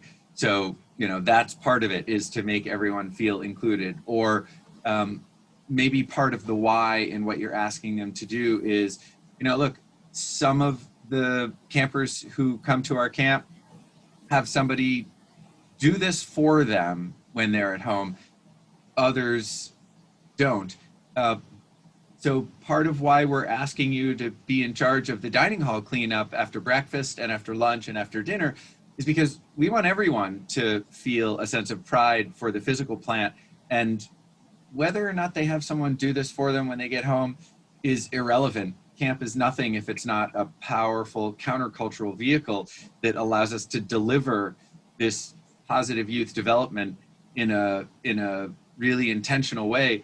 And it's going to blossom and bear fruit differently for different kids. But again, what I'm saying is part of the wonderful thing about this generation is that for them, the why includes a regard for, an historically marginalized group. And that could just be, they get marginalized at your camp because you're a super competitive camp, or you're a super athletic camp, or you're a super artistic camp. So the kids who are really jockey feel marginalized, or the kids who are more into music and theater feel marginalized. So, and not to get all political about it, but what a wonderful thing that most of the, high school, university age staff that we're hiring come in with a pretty different mindset about individual differences than, say, existed, when I joined the staff at Camp Belknap in the, mid 80s. So what's interesting, one of the things that I think is fascinating about what you just brought up, and Dan, I'd love to hear you chime in on this, is that, correct me if I'm wrong, but this is sort of the first cohort of young people that are now working for us that were probably in elementary school, in junior high, when we were all hot and heavy on the 21st century skills, just as youth development, as a big industry, right? We were talking a lot about that, 10 years ago or however long ago it was. And it seems like if you take just one of those ideas, there's a million, right? But collaboration, and you pull that out, it seems like there's something to this in that they're coming in with that idea of connection and collaboration as like baked in already, right? And so no wonder they sort of get into this space and they can see those connections a little bit more, whether that's sticking up for somebody who's been marginalized or just seeing the connections in I guess a more real-time, different way. Dan, is there something in there that you wanna spout off on? Yeah, I mean, it's funny. I think from working with youth that they really want to be together and they really want to lift people up. And if you look at the studies that came out just the past few weeks on education, they basically had all these statistics showing that No Child Left Behind and Race to the Top, national government programs on education, failed. And what they cut out, and to do those programs, they cut out recreation, they cut out all the social emotional learning that happens on the playground, they cut out art, they cut out expression. And I think when you look at this generation, they thrive on social emotional learning because they're not getting it elsewhere, and that's where camp can really stand out and be prominent. I've talked with Tom Rosenberg, the National ACA CEO, about this topic a few times, and the people love knowing that their children are developing at camp. And I think that's one of the things that we need to sell on top of the fun factor, is selling that we are providing a community for that. And then when you talk about job readiness, when we talk about our young staff that are going to go on to careers, it correlates with learning soft skills. They're not learning soft skills in school. And so for us to be teaching that, we're never going to be able to afford to compete with a law firm or some of these other internships that pay, but we can compete in terms of the skills that we're giving. And I think if you're able to articulate what this is going to do for your resume, it's a no-brainer for anyone working for you. I used to lead a training for my camp staff the past 2 summers on how to translate your camp counseling skills to your resume, and would teach them on how to build a resume off the soft skills that you've gained from here. So I think 21st century skills is still the future of how we market camp, how we talk about camp, how we recruit staff, how we celebrate what we're doing. and what we need to be recognizing with people without losing the fun factor or the excitement factor of everything that comes with camp, whether you're a day camp or an overnight camp. Sure. I wanted to get to a question that looks like came up. Jack, I can't actually see who is asking the question, but it's about how can we better build a sense of creativity and initiative among staff? Because I think it kind of plays a little bit into this. I mean, there certainly is this feeling of a lot of followers, a lot of very specific instructions. This particular comment talks about snowplow parents who've sort of cleared the way the whole time, so on and so forth. I mean, I know how I would answer that question, but Chris, I'd love to hear from you. How do we help staff with this idea of taking initiative and being creative in that moment? How do we give them the tools to do it, other than what we've already been talking about, which is like, be really explicit that, here's where you're in charge. And, maybe at the end of training sessions, really talk about, here's, sort of what I want you to know or what I want you to be able to do, so on and so forth. But what would you suggest to the folks who are asking this question? Well, I think three things. One is, you just touched on it.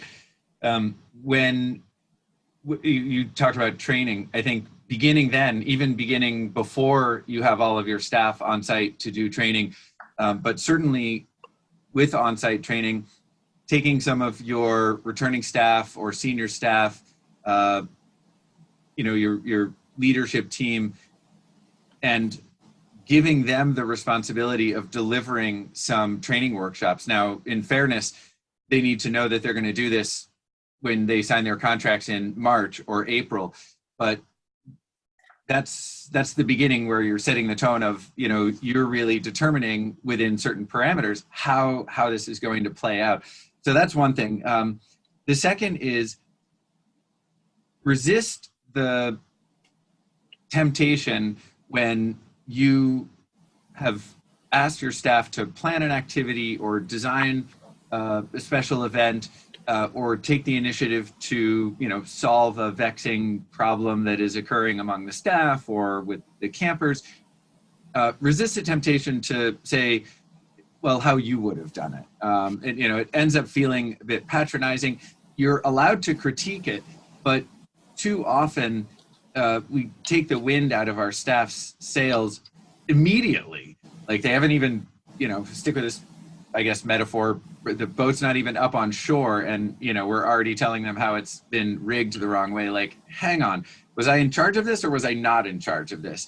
And, you never want to sacrifice safety, but if something doesn't look exactly like it did in your imagination and the way that this actually was, designed and executed by some of your staff or some of the campers and some of the staff, like, if it looks different than the picture was in your mind, but everybody had fun and was safe, like, shut up and just, right, let it happen, because otherwise nobody's going to want to take initiative at your camp or be creative. And the third thing is you've got to, this goes back to something that Dan talked about a couple of minutes ago, and that I happen to feel, Stomping Ground does better than anyone on the planet, and that is giving space, beginning at the camper level, for unstructured free play. And of course you get the standard questions about, well, what if they choose to do nothing? Or, at Belknap, where kids get to decide what activity they're going to go to at 9:30 when first period starts, based on the weather and their mood and everything else. And parents want to know, like, well, what if they just kind of sit on this bench? Like, well, all right. In an hour, they're going to talk to the kids who went to archery or went to a swim lesson, and maybe what they'll discover is they're really glad they sat on the bench because they got to read or they got to watch the clouds go by. Maybe they'll think, next time I'd like to do a group activity, or moving up a level in swimming sounds fun, or I'd love to learn archery. So the discovery and the taking initiative can't happen at the staff level if it's not happening at the camper level. Otherwise, you're just kind of grafting on this concept of creativity or this concept of initiative, hoping that it's going to stick, but actually the way you're mostly running the organization is very prescriptive. Yeah, So, well, and unstructured free play is the best time to practice as an adult. It's the very best time to practice. Like, how do you take initiative and like jump in a game with kids, or start like, oh, kids are all on the basketball court, but no one's actually playing 21 yet. Let's go over and start a game, or whatever. and what a cool thing to teach people. Like, this is what I want them to, bring from camp, is that they are feeding their soul when they're taking initiative, when they're being creative. It's not like a box to check that we did this. Like 98% of everything was planned because that's what we needed to say. We delivered this and that. But then for 15 minutes on Tuesday, we gave everyone a chance to like do what they wanted to do. It can't be tokenistic like that. It has to be really, truly woven into the culture. This weekend, because I had a pretty stressful last week, Saturday morning, I got up before I headed to the, TABS conference. I was downstairs in my wood shop building something, and my older son woke up when he came down. He got halfway down the stairs. I turned off the power tool that I was using, and instead of like, good morning or whatever, or what are you building? He was like, tough week, huh?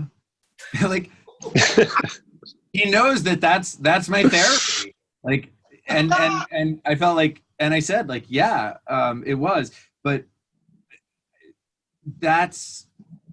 we can show kids that that's the way to cope with stress at camp. We can show them that it brings great joy. We can show them that they're going to invent something that nobody's ever invented, or which could be a game or an object. It doesn't matter. But like, if camp is not the crucible for that kind of human development, then nothing is. Because one difference that I do notice between independent schools and summer camps is paying for 9.5 months of school is really expensive.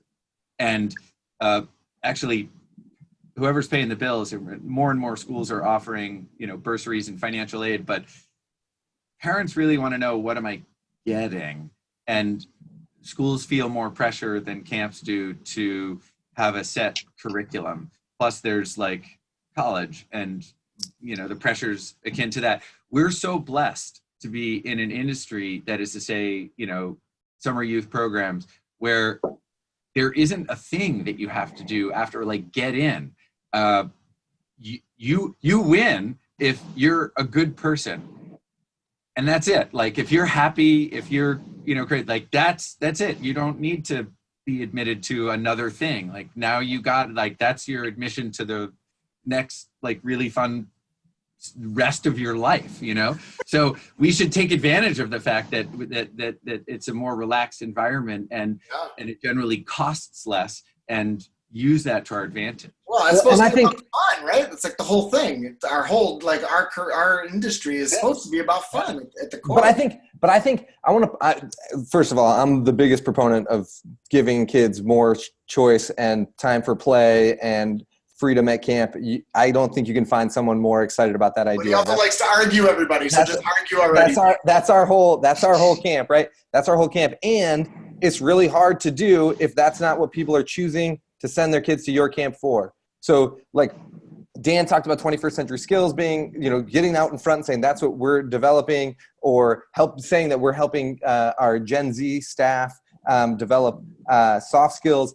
If we don't start ahead of time before people get to camp explaining what those things are, then the people are going to choose to come to camp for different reasons. So if the front of our brochure is all the really expensive equipment, it's the high ropes course, it's all this stuff, then the people, and brochures, we don't print brochures. I bet most of the people on this call don't either. If it's the front of your website, or if all of your videos are about like the specific toys, and when people sign up for camp, when the staff decide to work at camp, that's what they're going to be excited about.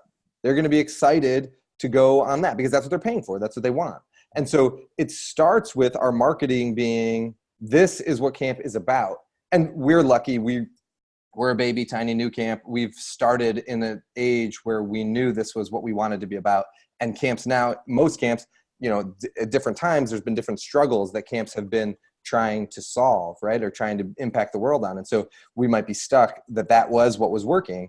And so we have to figure out, how do we do tiny messaging to start to change slightly who's choosing our camp for whatever reason. And so I posted in the chat Andy Pritikin's website at Liberty Lake Day Camp, where they are incredible at both adding free choice time and talking about 21st century skills or 21st century learning, whatever the new buzzword is for that.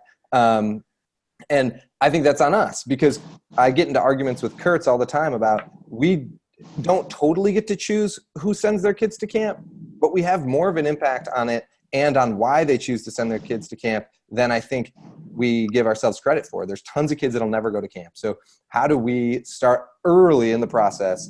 This is what we care about at our camp. Come join us if this is what you care about too. And I care about those things that you just talked about, and maybe you don't. Maybe that's not what your camp cares about, and that's okay too. But it's so interesting. I want to be very clear about the point that Jack just made, that he is now equating, because the question originally was, how do we help staff take more initiative? And Jack just said, one of the ways that we do that is by thinking about who's coming to camp and being really clear about our marketing and what we're putting up front. Not only for the camp directors of the world who have to answer all those phone calls, right? But because the kids then, are sort of prepped with this experience. Dan, okay, so let's say we've done that. We've done a really good job of putting our stuff forward like that. We've done a good job of getting the right staff in place. We're doing some of the things that Chris said as far as sculpting out sort of where they need to be. I mean, can you speak to this idea of creativity, and then how do we help them just kind of do things differently? I mean, just change it up a little bit. It's more fun. Yeah. Like, I don't know, wear a wig. I don't know, do something. No, I think just like every person that I've worked with, that everyone wants respect. So like, I think when you're doing this, you have to do it in a really respectful way, just like you would to anybody. So pulling people aside and telling them they're going to do this right this moment is not being respectful. Giving people just even a 5-minute heads up of, hey, I'm going to come to you in 5 minutes about this, and I want to do this with you. Just wanted to let you know. That can be enough to show respect. It takes a little bit of attention and maybe changing how you supervise. I find that is really where things are. As a supervisor, we need to meet where people are at, and if we have a whole generation that's used to getting instant news and instantly knowing what's going on, and frankly has anxiety when things are changed too rapidly, then we need to really kind of broadcast and telecast where we're going a little bit more on terms of it. And then say what the parameters are of the creativity. Say you have an hour, and I just want you to be as silly as possible in this hour. We're not being silly enough today, and just put yourself out there and leave it like that, and trust them. Chris brought this up. I think it was like a second point. It really comes down to biting your tongue on taste, figuring out what's a priority and what really is the fabric of your camp, and then what's just your personal taste. Not everybody has to do everything the way you did it, and frankly, you're old and you don't know what's relevant anyway. So you should kind of maybe learn a little bit. You should listen more and speak less. And I'm saying this as an old camp director, like it's okay. If you're an old camp director, I was your camp director. What does that make me? You're really old. I'm really old. Yes. And it's all right. It's okay. But I don't think, I think we should take pride in being old. I think there's a lot of good things of being old as well, too. You could be the person that could be the calming wisdom in the room. You could be the person to show, hey, I'm a consistent leader for you. We should be comfortable with all of our roles in the camp community in that sense. But I just think you could bring creativity by being respectful and by being a little bit intentional about how you're doing that. So Chris, Dan just brought up, we need to meet staff where they're at. And that's something that I have repeated, I can't tell you how many times. And it begs the question, so then are you guys all telling us that we need to be everything to everybody? Because my staff seems like they're coming at me from a million different directions at what didn't feel like this 5 years ago or 10 years ago or when I was Dan Weir's camp director. So how do I take your advice by trying to meet them where they're at, and also stay true to who I am and be the leader that I'm trying to be, as opposed to like just trying to be everything for everybody, which I know is not gonna help or be good. Well, to go back to something Jack said, I think the way we message our mission is really important. And again, when I say mission, I'm using that generically. I'm not talking about just religiously affiliated camps, but we all have something that as youth development professionals we're trying to accomplish. And if anyone who's participating in this webinar doesn't have a concise mission statement, now is the time to make it, because regardless of your age or experience, that becomes a central touchstone to everything else that you're doing. So you've got to bring everything back to, does this serve our mission? Does this serve our mission, right? So that's one thing. The second thing is, don't wait until your on-site staff training to communicate some of these really high-level visionary kinds of guiding principles of your organization, right? And Dan made this point, a minute ago, but I'll just build on it. You're going to communicate that both, as Jack said, to your prospective customers, your clients, new camper families. You're also going to try to inculcate that, as Dan said, in your staff. But, it's December. This is the time to be talking to your, core leadership team or senior staff, call them what you will. Some of them might be full-time employees. Others are just your seasonal employees, but they're really your backbone. This or January, maybe early February, but get it in, say, before the national conference, but whatever, soon, because inviting them to be part of the conversation about what, after all, is the big mission is essential. And here's the best part, old guys like me, I'm 51, we still stay relevant, because I know that the staff that I'm working with who are currently, in college or university or junior and senior in high school, I know, and we've been talking about it for, 45 minutes. They bring incredible, unique strengths to the table that I'll be the first one to say, at that age, I had no clue. So yes, we want to celebrate those, but that doesn't mean that, I'm obsolete, or Scott, you're obsolete, or Dan or Jack for that matter. We all bring something different to the table. And part of having the off-season series of conversations with your, core team is listening to them, and they're listening to you, and gaining an appreciation for, okay, so, just like the older generation forever has been, writing off the younger generation because, they're wacko and they don't understand and it's not the way we used to do it. It goes in the other direction too.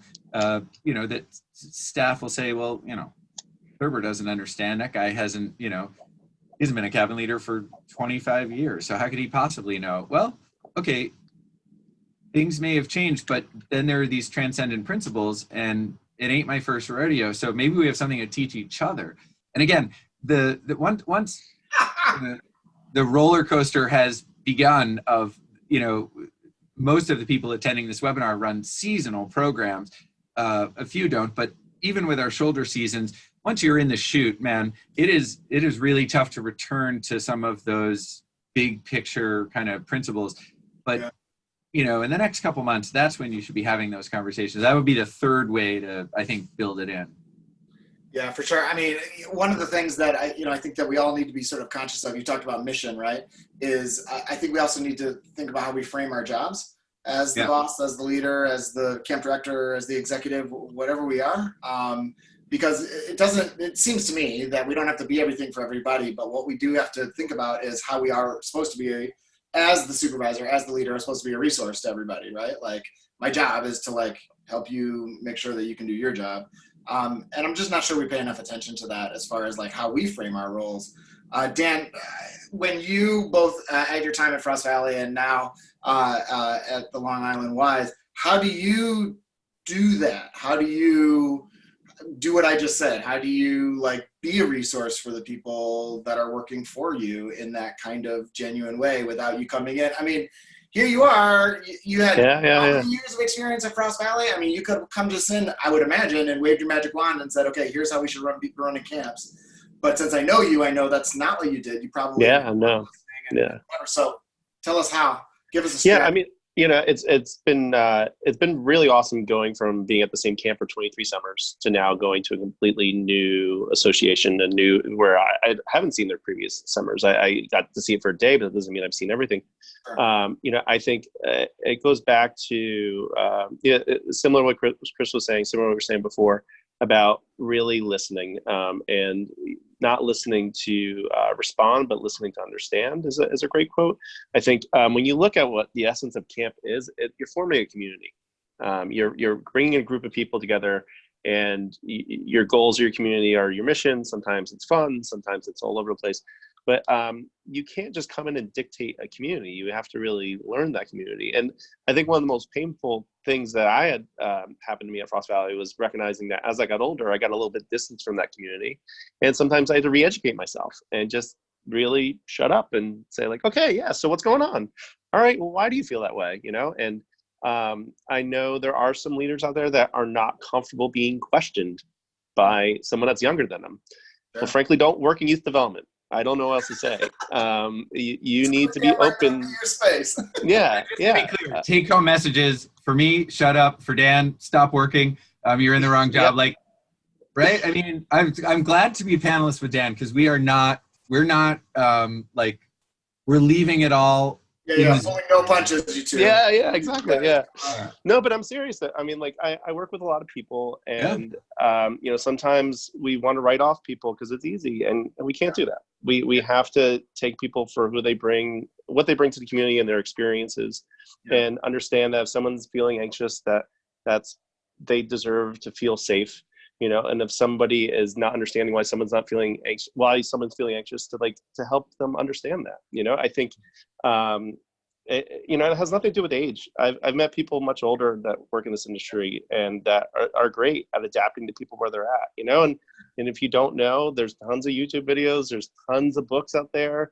Bruce Tolgan and Lindsay Pollack are two great authors on how to work with generations. But it's about adapting language. I'm still laughing at Snapchat streaks from the beginning of this conversation. You guys not understanding that. Yeah. Exactly. Like how I just dropped that one. I've been working on that one for a while. I mean, a real thought I had at least one cool reference. Yeah, exactly. I mean, no, but seriously, a thought I had over the weekend is like, I don't know TikTok. I'm like, crap, I got to go download TikTok and start learning what TikTok is.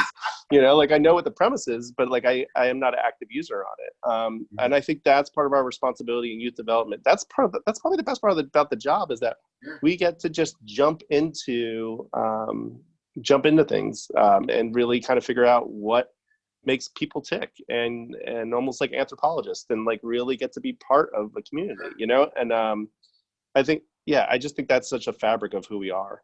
Yeah.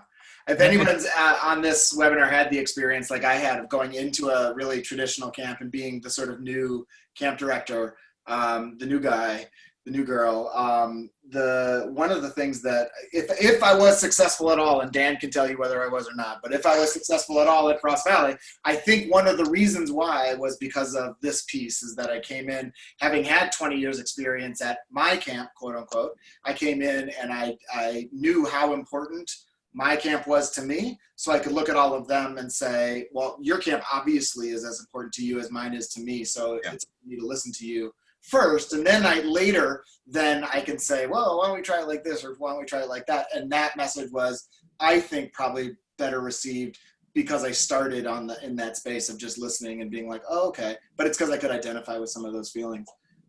Hey, Jack, I was going to ask you, we've been kind of having a nice conversation here. Did we miss anything in the chat along the way? Are there any questions? There's been a lot of questions in the chat, but I think Chris has something he wanted to say on what you had, and then I can hit some more questions for sure.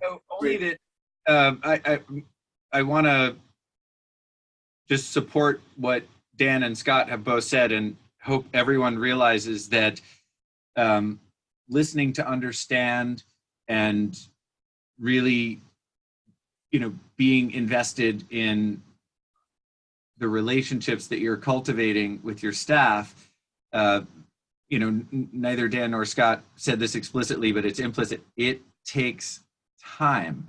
So you've got to, if you are the director or executive director, the on-site big cheese at your youth serving organization, it's not like when you have time or when the email box is finally down to, just a few items. No, every single day, and in a spontaneous but also intentional fashion, spend time with your staff. You're going to understand them. They're going to understand you. You can't write an awesome mission statement and staff manual and then spend the rest of the summer in the office. I learned the hard way running the waterfront at Belknap. Dan, you said, as you got older, you kind of pulled back a little bit, just wanting to give the young people their space, and this generation, maybe they don't think I'm cool. And there are pretty negative consequences of having an interpersonal distance. So just, stay involved. The way you're involved can change, but you've got to be there in the mix. There's just no substitute for, presence is power, and you've got to cultivate those relationships. Absolutely. And you got to do it the way you want to do it. I mean, we all fell in love with camp for a different reason, right? All of us love something about it, right? And so figure out what that is, man. Make that sacred in your calendar or in your schedule every day. Go out there and do that. And the last piece that I always have to pick on whenever anybody brings this up is that a lot of us try to get out there and we'll just try to, do a quick round robin through camp. We got 15 minutes until that next parent phone call or whatever. And so we'll get out and we'll run around, or worse yet, we'll get on the golf cart and drive all the way around camp. And end up back in the office 15 minutes later. That doesn't count. You don't get any points for that. Doesn't count at all. In fact, you might get negative points for that. And if you're struggling with time management, write letters to staff. It doesn't have to be profoundly long. Just write a nice card. Just tell people that you're thinking of them. Text them if you have cell phone servicing your thing. Those little things go a long way. It's just showing that you're there. That is often the most important. Is what I often hear from people. One of their pet peeves about leadership is when someone doesn't get back to them, whether it's in person or it's online. Just if someone reaches out to you, just show that respect. And I think if you're to look at generations differences, this generation wants respect just like every other person, where I think older generations are like, oh, respect is earned. That's not the case. They have an active voice and they're using it. And I actually love that. How many years, Dan, have we been telling them that they're the most important people, that they come to camp and we're like, you guys make the magic. If some kid leaves camp and remembers me, besides the stupid song I sing at lunch or whatever, we've done something wrong, right? And so no wonder they're turning that around and demanding sort of what that means, right? Which is respect. And I'm betting my career on them. Literally, I'm betting my career on the most inefficient counselor we hire, and so it's my goal to get that person up to par in terms of skills, making sure they feel comfortable if they have a question, making sure they know that they're taking care of a child and that they take their safety seriously and to be fun. You're not only betting your career, but you, me, and Chris, when his kids were younger, we're not only betting our careers on this stuff, we're sending our kids into these camps, right? Yeah, we're 100%. Here, have my kid that I love more than all of you combined. Not that I don't love you. I love you all very much. But the point is that, we're putting our money where our mouth is, so to speak. Yeah. Well, and I think super practically on this, because we're too busy as camp directors all the time. Everyone's always too busy at every job that anyone has. That's the world that we live in now.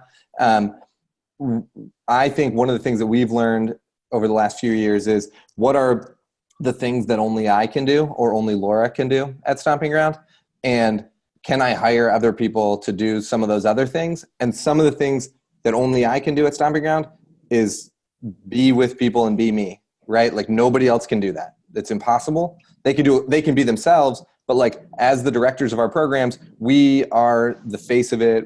A lot of times people come to work at our camps because they interact with us, right? Dan was like that for many people at Frost Valley. He's like that for specific people now in Long Island, and he can only be him and nobody else can be him. So can I hire people to do some of the stuff that I do normally? So maybe do some parent phone calls that are less pressing, or a lot of us are still making the schedule, or whatever the things are that could be done by somebody else. Can I outsource those to a 20-year-old and then free up my schedule so I just have an hour to sit in the main field or go play basketball And I think that whatever it is, $3,000 to pay one extra person to do a bunch of that kind of work that they'll love to do, goes a huge distance toward building this relationship, to bring the staff back, to keep them motivated, to those kind of things. We only have 2 minutes left, so Scott, we can let people sign off. And there's a bunch of questions that we're not going to be able to get to, but one specific one that Dan, I know, has some ideas about is, how do you create this culture of feedback, or how do you get feedback from folks without it being just a complaint session or putting the ideas down? Dan, I know you have an idea. Yeah. So there's a lot of different games and ways that you can facilitate a conversation that gets this data out. Everything from a SWOT to, like there's ones where you use Post-it notes, where you have people write their suggestions on Post-it notes, where you do it more quietly. You could do focus groups with staff, with campers, with families. There's ways to do this that maximize time, for lack of better words. Also, what they really look for, they being anyone giving you critical feedback, is how you take that critical feedback. They're not telling you to make you feel worse. What they're telling you is to better you. And so if someone tells you something, it's not because they're trying to take you down, it's because they want you to understand how you're coming off. I saw Jack just posted the link to one of my favorite books, Game Storming. It's in the other room, but it's so dog-eared. That is like my go-to book. But I think if you show that you can take a punch in front of a group, that you get more street cred than anything else. If you show that somebody can phrase something incorrectly to you, and you take the high road and not go off on them, and you say to them, you know what, that's a great perspective. I did not think of it that way. After the session's over, you and I chat so I can understand more. You don't even have to add the word great in there if you feel like that's sugarcoating it, right? But what I just said was, I acknowledge your comment. Thank you for bringing it up, and let's keep talking. And if you could acknowledge what people are saying and show that you're genuinely interested, that's what most people want. They're not expecting action immediately. They're expecting you to acknowledge it. You were respectful in that moment, and you also create a safe space. Yeah, exactly. Yeah, I hear people. My own wife rails on safe spaces at times, and I'm just like, you don't get it. What they're trying to. They want a place where they can actually bring forward issues to help you.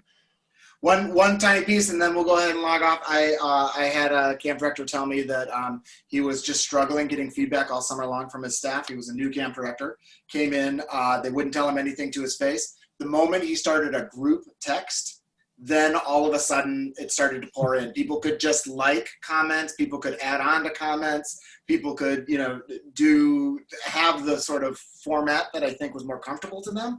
And then all of a sudden he was starting to hear it all. So I think also we got to get creative about how we're asking, as well as the why, and then the what, to Dan's point, the what we're doing with it.